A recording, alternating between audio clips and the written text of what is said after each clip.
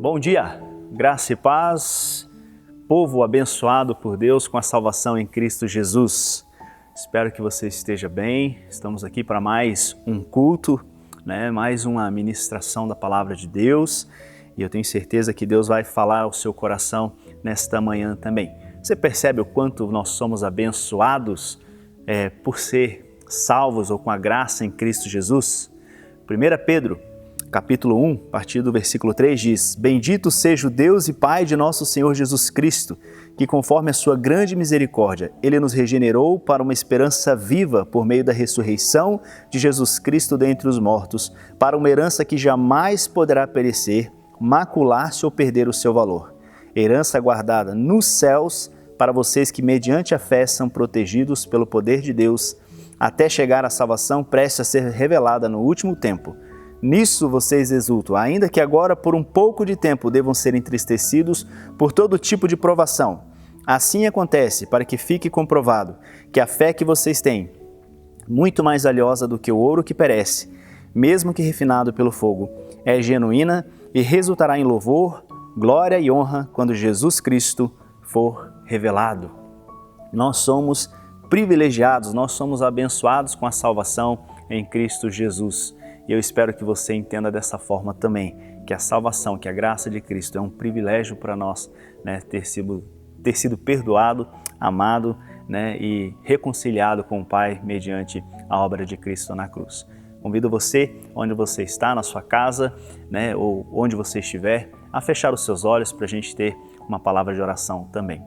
Amado Deus e poderoso Pai, te louvo e te agradeço pela salvação, por tua graça, por teu perdão, Deus, por teu grande amor. Obrigado porque o Senhor não nos deixou mortos em nossos delitos e pecados, mas o Senhor enviou seu Filho para morrer na cruz para nos salvar.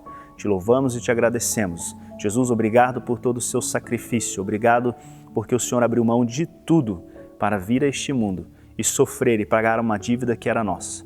Obrigado porque o Senhor também nos deixou o exemplo, nos deixou suas palavras, seus ensinos, que nos mostram o padrão do cidadão do reino dos céus, a maneira como nós devemos viver. Hoje, o mundo inteiro passa por grande tribulação, não só os cristãos, todas as pessoas estão passando por grandes dificuldades, problemas, Deus, mas nós cremos, Deus, que o Senhor está no controle de todas as coisas e o Senhor vai nos abençoar e o Senhor vai nos ajudar a superar esta crise, Senhor Deus. Pedimos mais uma vez e desde já por cada família que o Senhor venha abençoar, que o Senhor venha suprir todas as necessidades, venha guardar a vida de cada homem, cada mulher, cada jovem e criança, cobrindo cada um com teu sangue, acampando os teus anjos ao redor de cada família, Senhor Deus. Nós te louvamos agradecidos por tudo que o Senhor tem feito e por tudo que o Senhor vai fazer, em nome de Jesus. Amém. Alguns avisos, queridos irmãos, nós estamos ainda recolhendo cestas, aceitando doações de cesta básica e você pode trazer a sua cesta aqui para que a gente possa continuar abençoando famílias, pessoas que estão passando por necessidades, principalmente agora nesse momento de crise. Também o nosso curso de batismo, as inscrições estão abertas, você pode ligar no escritório da igreja ou pelo WhatsApp mesmo, mandar o seu nome para mim e dizer que você quer fazer o curso. Se você quer apenas conhecer um pouco mais, entender um pouco mais, você também pode se inscrever e fazer o curso também, tá bom? Nós não temos ainda uma previsão para início do curso por causa de toda a situação, mas assim que as coisas se normalizarem, a gente fecha as inscrições e aí a gente começa o nosso curso de batismo também. E também eu quero pedir para você orar, lembrar nas suas orações das famílias da igreja e também lembrar do nosso país, de todas as nações, sobre tudo que está acontecendo. Vamos orar sem cessar por essa situação, pelas famílias. No WhatsApp do nosso grupo da igreja, você pode ir lá selecionar, ver quem são os participantes e todo dia você pode então selecionar uma família que está naquele grupo e você pode orar pelas famílias da igreja e também por todas essas situações que já mencionei.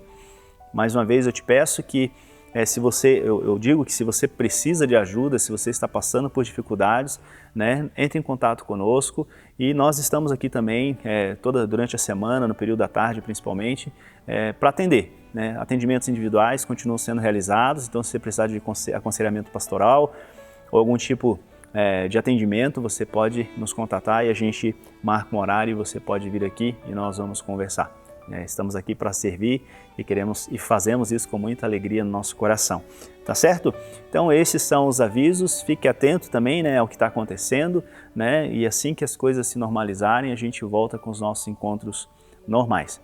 Eu vou passar a palavra para o pastor Eduardo Alexandre, né, futuro pastor, em nome de Jesus, se assim Deus quiser, e ele vai trazer a palavra hoje e nesse momento também você, pai, mãe, pode acessar o vídeo para da Escola Bíblica Dominical, já está disponível também para que o seu filho tenha a palavra de Deus na linguagem dele também, tá bom? Então, um grande abraço para você, Deus abençoe e que o Senhor fale ao seu coração neste momento. Tchau. Oi, bom dia. Eu me converti na minha pré-adolescência e eu participava de um grupo pequeno que acontecia todo sábado à tarde, às vezes domingo, mas era muito bom, era muito gostoso e eu não via a hora de chegar ao próximo final de semana para que a gente pudesse se reunir de novo e eu participar de novo ali com eles, era muito gostoso. Eu tenho uma lembrança muito boa desse tempo de recém-convertido.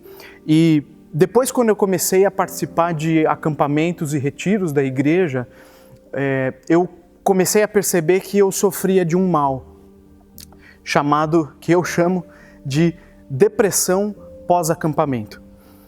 A volta, o domingo à tarde ou o domingo à noite, eu tinha um sentimento de tristeza, porque de alguma forma eu queria que aquele ambiente continuasse, perdurasse por mais algum tempo e era um ambiente, por que isso? Porque era um ambiente controlado, era um ambiente onde eu me sentia aceito, onde eu me sentia seguro e eu estava ali vivendo e compartilhando a vida com pessoas que tinham o mesmo valor que eu. Você vai entender por que eu estou compartilhando essa história minha com você. Até hoje, no grupo familiar, por exemplo, existe um resquício de sentimento dentro do meu coração quando o grupo familiar termina no sábado à noite. Tem um resquício ali de sentimento, como eu falei, que de alguma forma não queria que aquilo acabasse, que aquilo durasse mais. Admita, você já sentiu isso em algum momento da sua vida, em diferentes intensidades ou um nível diferente, de uma forma diferente, mas eu sei que você entende do que eu estou falando. Nós gostaríamos que certos momentos durassem mais ou, por que não, durassem para sempre. Quem nunca, num campo mais ousado e inatingível, sonhou em ter um condomínio, de repente, ou um prédio onde os irmãos e amigos morassem juntos e estivessem juntos constantemente? Como nós nos sentimos bem estando no meio de gente que pensa como a gente. É tão confortável que essas pessoas tenham os mesmos valores, os mesmos ideais, que a gente compartilha desse sentimento. E eu fico imaginando que esse era o sentimento da igreja primitiva, que a gente lê muito em Atos. Eles estavam juntos constantemente, encorajando um ao outro num sentimento de unidade. Não existiam encontros periódicos porque eles estavam constantemente, eles conviviam diariamente juntos. Mas para nós é diferente. Para nós a vida continua no domingo à tarde ou na segunda-feira. Depois de um domingo, de um culto abençoado, de um tempo prazeroso, vem um domingo à tarde, às vezes vazio, às vezes uma segunda-feira um pouco mais dura. É comum ver pessoas vivendo nesse regime segmentado. É como um jejum intermitente. Come um pouquinho e fica um longo período sem comer. Depois come um pouquinho de novo. São pessoas que vivem de culto em culto, de congresso em congresso, de evento em evento. Vivem de fragmentos. São picos de experimentação da presença de Deus. E depois disso, eles experimentam então um vale de espiritualidade, um hiato, um vácuo de espiritualidade. Leia comigo Lucas capítulo 24, versículo 13, nós vamos ler até o 33. Naquele mesmo dia, 2 deles estavam indo para um povoado chamado Emaús, a 11 quilômetros de Jerusalém. No caminho, conversavam a respeito de tudo o que havia acontecido. Enquanto conversavam e discutiam, o próprio Jesus se aproximou e começou a caminhar com eles, mas os olhos deles foram impedidos de reconhecê-lo. Ele lhes perguntou: sobre o que vocês estão discutindo enquanto caminham? Eles pararam com os rostos entristecidos. Um deles, chamado Cleópatas, perguntou-lhe: você é o único visitante em Jerusalém que não sabe das coisas que ali aconteceram nestes dias? Que coisas? Perguntou ele. O que aconteceu com Jesus de Nazaré? Responderam eles. Ele era um profeta, poderoso em palavras e em obras diante de Deus e de todo o povo. Os chefes dos sacerdotes e as nossas autoridades o entregaram para ser condenado à morte e o crucificaram. E nós esperávamos que era ele que ia fazer a redenção de Israel. E hoje é o 3º dia desde que tudo isso aconteceu. Algumas das mulheres entre nós nos deram um susto hoje. Foram de manhã bem cedo ao sepulcro e não acharam o corpo dele. Voltaram e nos contaram ter tido uma visão de anjos que disseram que ele está vivo. Alguns dos nossos companheiros foram ao sepulcro e encontraram tudo exatamente como as mulheres tinham dito, mas não o viram. 25. Ele lhes disse: como vocês custam a entender e como demoram a crer em tudo que os profetas falaram? Não devia o Cristo sofrer dessas coisas para entrar na sua glória? E começando por Moisés e todos os profetas, explicou-lhes o que constava a respeito dele em todas as Escrituras. Ao se aproximarem do povoado para o qual estavam indo, Jesus fez como quem ia mais adiante, mas eles insistiram muito com ele: fique conosco, pois a noite já vem e o dia está quase findando. Então ele entrou para ficar com eles. Quando estava à mesa com eles, tomou o pão, deu graças, partiu-o e o deu a eles. Então os olhos deles foram abertos e o reconheceram. E ele desapareceu da vista deles. Perguntaram-se um ao outro: não estava queimando o nosso coração enquanto ele nos falava no caminho e nos expunha as Escrituras? Levantaram-se e voltaram imediatamente para Jerusalém. Ore junto comigo. Senhor Jesus, faça arder a Tua palavra como no coração desses discípulos, no nosso coração também. Em nome de Jesus. Amém. Quero falar para vocês o que está acontecendo aqui rapidamente. A Páscoa tinha acabado de passar, assim como para nós também. O corpo de Jesus tinha desaparecido e o Mestre estava morto. Esses discípulos, eles eram do movimento, eles eram da gema, eles caminhavam proximamente com Jesus. Por isso ele fala 2 deles, quer dizer, 2 dos discípulos, os que estavam caminhando e conviveram com Jesus naquele tempo de ministério. Você consegue imaginar a frustração deles?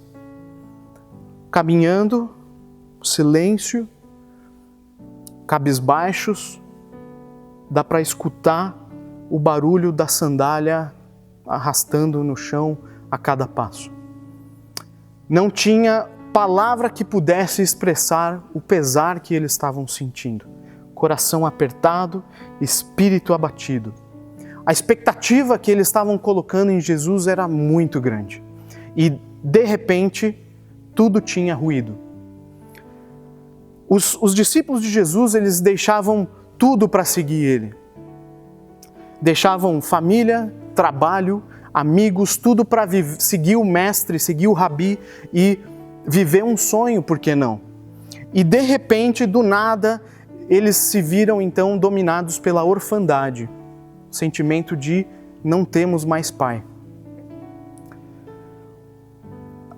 Eles arriscavam a própria vida porque quando eles assumiam que eles estavam seguindo a Jesus publicamente, então automaticamente eles eram inimigos de Roma e eles estavam sujeitos a perder a vida por causa disso. Eles estavam tristes, caminhando, eles estavam com um sentimento de depressão pós-acampamento, depressão pós-louvorzão de jovens, depressão pós-culto abençoado.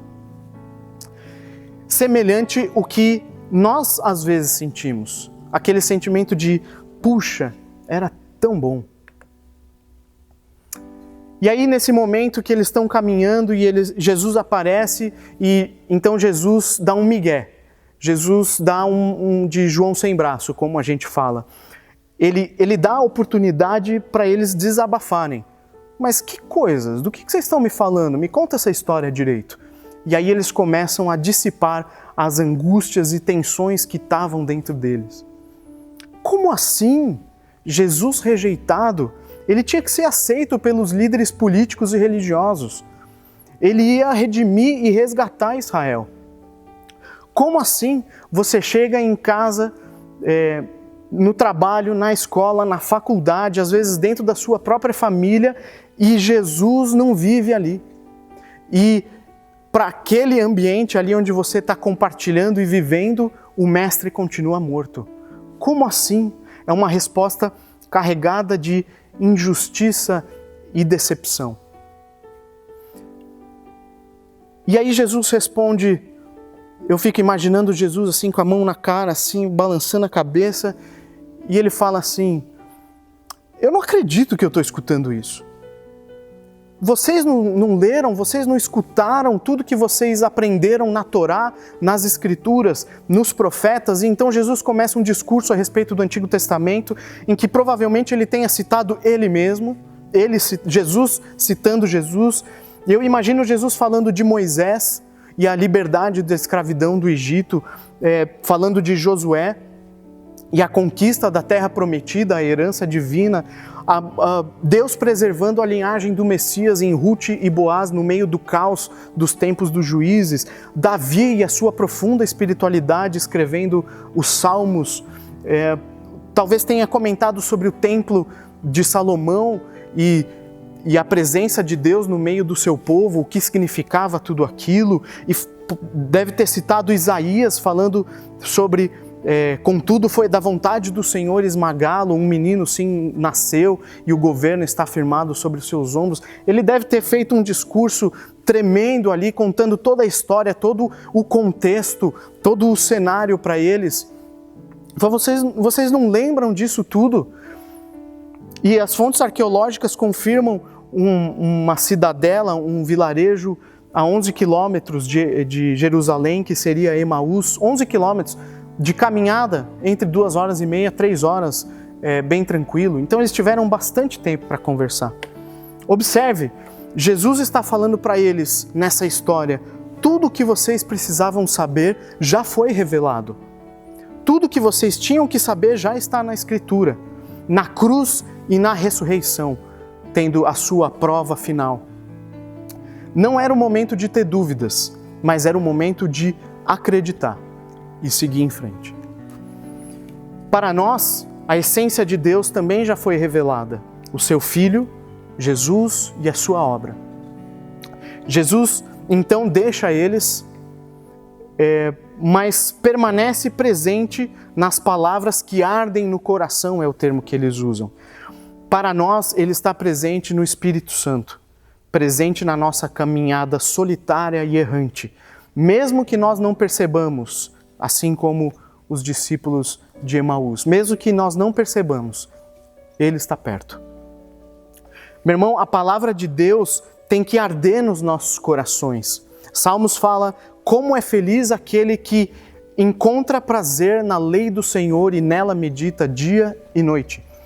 A conversa estava tão boa naquele caminho, estava se conectando, tudo fazendo tanto sentido para eles, com a história, com a cultura deles, que eles falam para Jesus, não, fica com a gente, está terminando o dia, pode ser que fique perigoso, você pode jantar com a gente e entrar na nossa casa.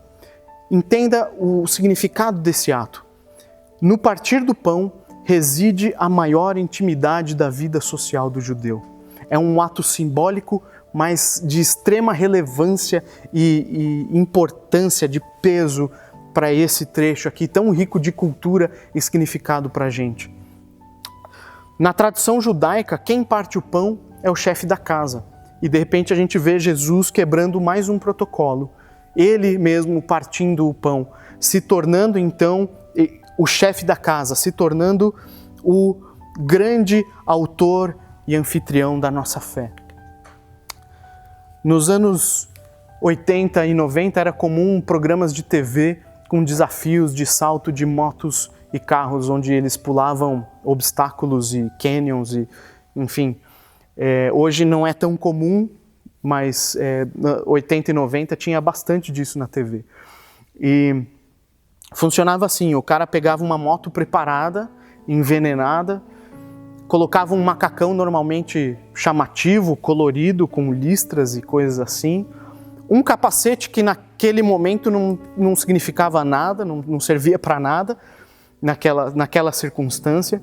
Ele tomava distância e acelerava em alta velocidade em direção a uma rampa. O público ficava aflito torcendo por ele. Ele também fica imaginando que ficava na expectativa de chegar em segurança e a salvo do outro lado.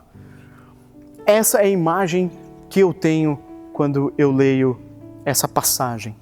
Essa é a imagem que eu quero transmitir para vocês. Muitos de nós vivemos assim. O culto funciona como uma rampa. Ele nos joga para cima, ele nos coloca num patamar elevado de espiritualidade. Ele nutre a nossa alma naquele momento, mas ele é só um impulso. No final da rampa a gente perde a sustentação e a gente vive então torcendo para aterrissar em segurança do outro lado do cânion. Por que então não construir pontes que nos mantenham lá em cima, que nos mantenham lá em cima em segurança e estáveis durante esse trajeto? Ninguém pode viver por muito tempo sustentados por uma mera recordação, por uma lembrança, fragmentos de verdade ou mesmo a verdade diluída. Nós precisamos de experiências sólidas e vitais com Cristo. Temos que ver Cristo por nós mesmos.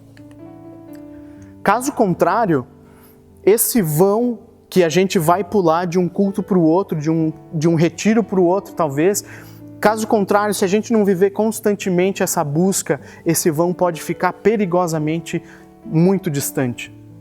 E a aterrissagem pode ser desastrosa. E a caminhada começa a se tornar pesada. Os mandamentos de Jesus podem parecer pesados e às vezes misteriosos, porque eles são aplicados isoladamente, separadamente, não faz sentido, não tem um contexto, não tem uma continuidade. É uma aplicação pontual e isolada, sem amor e sem a visão do Cristo. Essa busca constante faz com que a mensagem da Páscoa, a cruz e o túmulo vazios, se torne viva e produtiva em nosso coração, gerando frutos cheia de significado. Nós precisamos então buscar formas de diminuir o vão. Quanto menor o vão que a gente deixar nesse contexto, quanto menor o vão, menos perigo a gente está correndo. A aterrissagem vai ser mais tranquila. Depender unicamente de momentos isolados de espiritualidade deixa o vão muito longo. São momentos importantíssimos na nossa caminhada, mas eles devem fazer parte de um todo, de um contexto maior. Uma semana depois da Páscoa, e quantas vezes a cruz de Cristo te tocou? Quantas vezes você foi de encontro a um alimento espiritual nessa semana que passou? A mensagem maravilhosa da Páscoa tem que transcender a própria Páscoa, entrar na sua vida e frutificar no seu cotidiano, meu irmão. Mas como assim? Como diminuir esse vão? Como manter a palavra ardendo constantemente em nossos corações? Como reconhecer Jesus nessa caminhada? esse estranho, como reconhecer Jesus nessa caminhada e deixá-lo vivo dentro de nós ou na nossa vida, nos nossos relacionamentos. Então eu queria trazer para vocês 3 coisas muito simples, mas você vai entender a simplicidade depois. Em primeiro lugar, ore. Tenha momentos de oração ao longo dos seus dias. Converse com o seu Criador, desabafe, compartilhe o mais íntimo do seu ser, o teu sentimento mais profundo, assim como os discípulos de Emaús. Peça ajuda ao Criador, a Deus. Se você tiver dúvida, se você tropeçar na fé, busque abrigo em Deus e Ele vai te suportar. Ore ao nosso Senhor. Segundo lugar, Jesus diz para se lembrarem de Moisés e dos profetas, das Escrituras, dos ensinamentos que tinham ali no Antigo Testamento, nas histórias. Leia a Bíblia. Leia a Bíblia e sobre a Bíblia. Medite na palavra de Deus, nos ensinamentos de Jesus. Hoje em dia tem tanto material online ou não, pode ser livro impresso, mas medite. Tem materiais excelentes para trazer discernimento e inspiração na palavra. Tenha o bom costume de ter devocionais, momentos únicos com você e a palavra, a Escritura de Deus. Terceiro lugar, nosso coração não ardia enquanto ele compartilhava a palavra. Compartilhe a palavra. Ministre na vida da sua família, dos seus filhos, da sua esposa e do seu marido. Compartilhe com eles a palavra ao longo dessa caminhada. Com os seus amigos, incentive-os, faz arder o coração deles, assim como eles também podem fazer o seu coração arder, compartilhando um com o outro a palavra. Leve esperança para quem precisa de esperança. Leve a mensagem da cruz e da vida eterna para quem precisa. Fale, compartilhe sobre a palavra de Deus. Se envolva, se permita ser usado e abençoar a sua igreja e os seus irmãos. Nesse momento de pandemia que a gente está vivendo, você já se aproximou do seu pastor para perguntar se alguém precisa de alguma coisa ou se você pode ajudar de alguma forma nessas atividades que têm acontecido mesmo sem o culto presencial? Você já chamou ele no WhatsApp e perguntou como é que eu posso ajudar? Como é que eu posso servir? Compartilhe o pão que você tem. Esteja sensível e responda ao ímpeto do Espírito Santo que habita dentro de você. Se ele te mover, vai.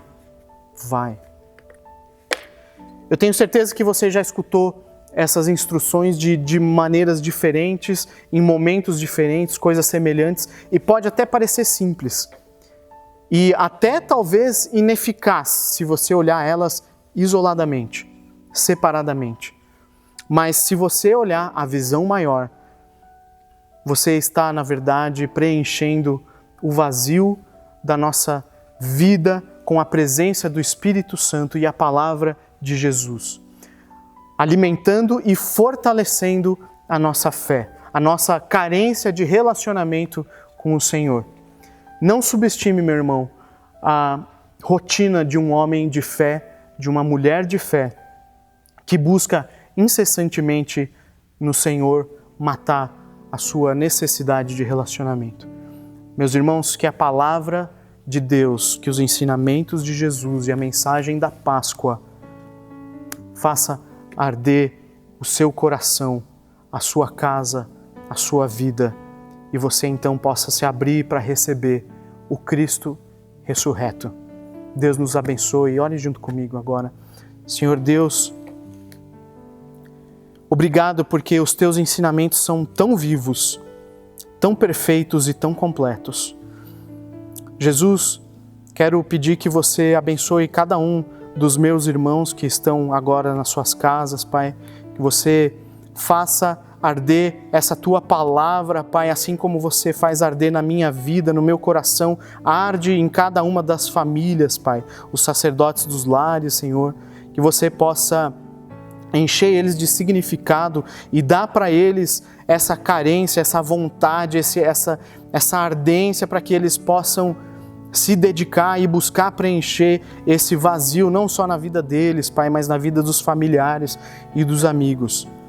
Que a gente não busque experiências isoladas ou que a gente não busque coisas pontuais, experimentação pontual de Deus, mas que nós tenhamos contigo, ó Pai, um relacionamento concreto, constante e vital, Pai.